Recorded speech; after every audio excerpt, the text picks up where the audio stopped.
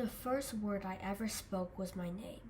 I was intrigued that my entire identity could be attached to and compressed into such a simple sound. I would tell everyone I met that my name meant one, that it made me special because it sounded like unique. When I learned to write, I covered sheets of paper with the letters U, N, and A. Eventually, I realized that paper was not enough. I needed to cover the world with my name, my graffiti tag. This came to a screeching halt in kindergarten. One time, in music class, I scratched Una into the piano's wood. Everyone was surprised that I tagged my name and not someone else's. I didn't want someone else to suffer for a misdeed. I wanted to take someone to make it mine. Kindergarten was also the year my parents signed me up for piano lessons, and every aspect of them was torture.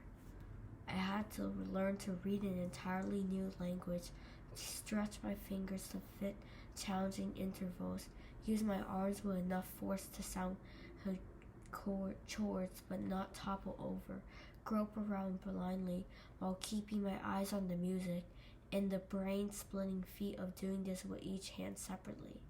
Hardest was the very act of sitting down to practice. The physical challenges were more or less surmountable, but tackling them felt lonely and pointless. I only fell in love with music when I found myself in a sweaty church on the Upper West Side. My first chamber music concert, the final event of a 2-week camp the summer before 6th grade. I was nervous. My group playing the Shostakovich Prelude was the youngest, so we went first. My legs shook uncontrollably before, during, and after I played. I nearly became sick afterward from shame and relief. I was so disappointed that I thought I could never face my new music friends again. From the front row, I plotted my escape route for when the concert finished, but I didn't run. I watched the whole concert. I watched the big kids breathe in unison, occupying the same disconnected body.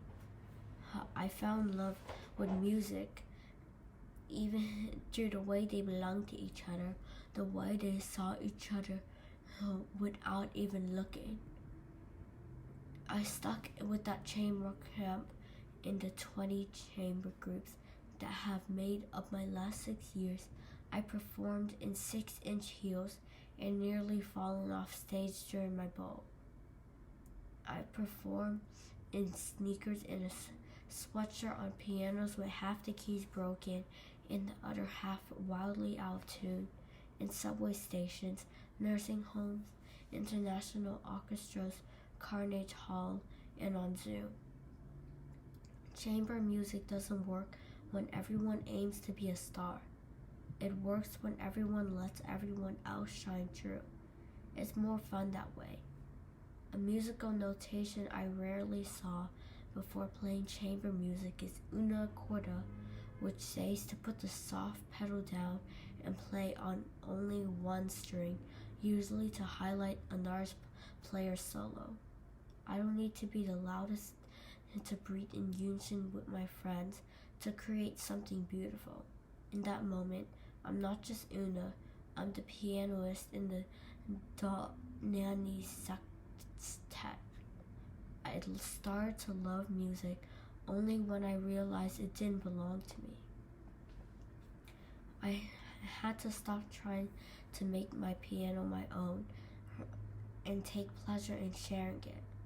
I learned that the rest in my part were as meaningful as the notes. That although that my name means one, I'd rather not be the only.